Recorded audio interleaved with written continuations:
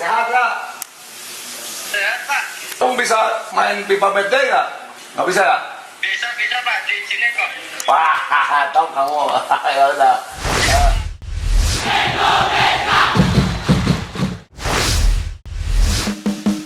Panggil pemain abroad, Iwan Bule pulangkan Pratama Arhan.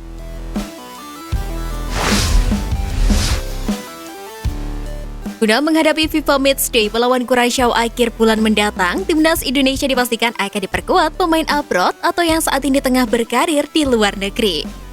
Sebelumnya, dua pemain abroad skuad Garuda yang berada di Slovakia, yakni Witan Sulaiman dan Eki Maulana Fikri, sudah diumumkan melalui laman media sosial klub masing-masing.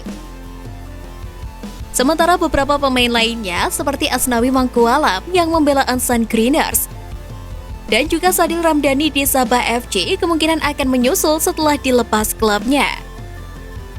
Terbaru, Pratama Arhan yang saat ini memperkuat tim kasta kedua Liga Jepang yakni Tokyo Verdy juga berhasil dipulangkan Ketua Umum PSSI Iwan Bule untuk menggenapi skuad Garuda. Kabar tersebut diketahui melalui laman Instagram Muhammad Iriawan yang mengunggah percakapan keduanya. Tak hanya meminta Pratama Arhan kembali ke Indonesia untuk membela skuad Garuda, Ketua Umum PSSI Iwan Bule juga memberi perhatian kepada bek asal Blora tersebut. Pasalnya, bek berusia 20 tahun itu juga jarang mendapatkan menit bermain di klubnya saat ini. Meskipun begitu, banyak yang menilai bahwa aksi Iwan Bule tersebut adalah salah satu caranya untuk mendapatkan hati rakyat. Setelah beredar isu dia akan maju di pemilu nanti. Bahkan, pembatalan Jakarta International Stadium sebagai lokasi pertandingan Timnas Indonesia juga dituding syarat unsur politik.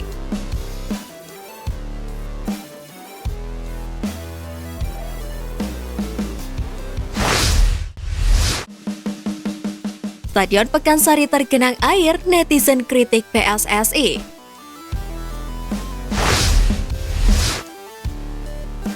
Sebagaimana diketahui, PSSI semula merencanakan dua pertandingan Timnas Indonesia versus Kurasaw di Stadion Gelora Bandung Lautan Api atau GBLA. Tepatnya pada 24 September dan JIS pada 27 September. Namun JIS dicoret lantaran dinilai belum layak. Alhasil, Stadion Pekansari ditunjuk PSSI sebagai venue pengganti. Menariknya, Stadion Pekansari yang baru saja menggelar laga Liga 1 antara Rans Nusantara FC versus Persik Kediri menjadi sorotan. Pasalnya pada pertandingan tersebut, lapangan Stadion Pekansari banyak genangan air. Hujan deras yang mengguyur kawasan Cibinong, Bogor memunculkan titik-titik genangan air di lapangan. Hal tersebut lantas membuat netizen pun ramai membicarakan kondisi drainase lapangan yang sedang dipertimbangkan menggelar pertandingan FIFA Matchday Timnas Indonesia. Warganet lantas membandingkan Stadion Pekansari dengan Jakarta International Stadium yang disebut PSSI belum layak menggelar pertandingan sekelas FIFA Matchday. Netizen menyindir PSSI yang lebih memilih Stadion Pekansari ketimbang JIS sebagai venue. Sederet akun menyoroti PSSI mementingkan harga sewa yang murah.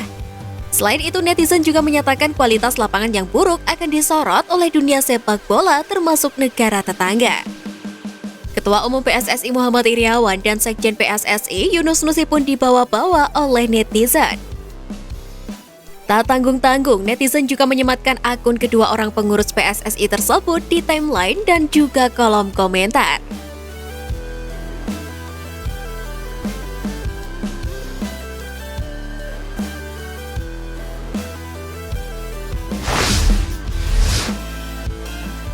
Prestasi dan sejarah Timnas Indonesia di Piala Asia U20.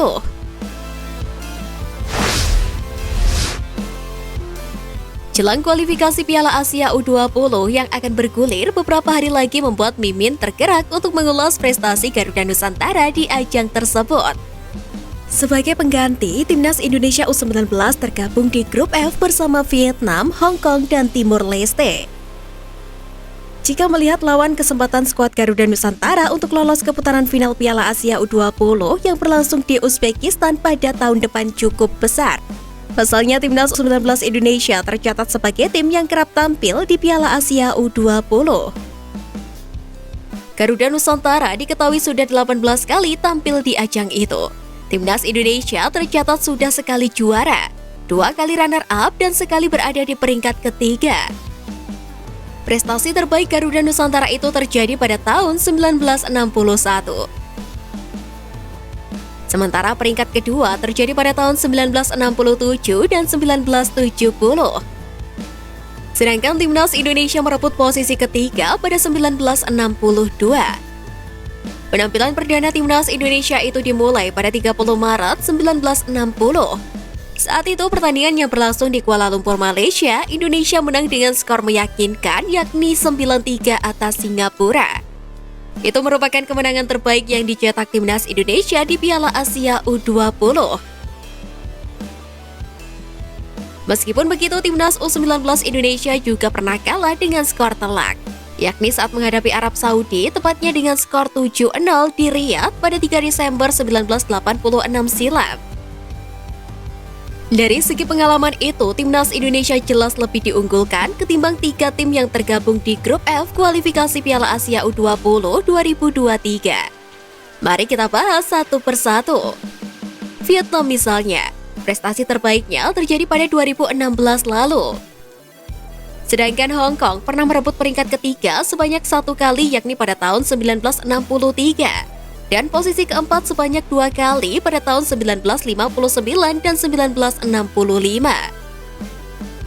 Sedangkan untuk Timor Leste tidak ada catatan prestasi yang pantas dibanggakan di Piala Asia U20.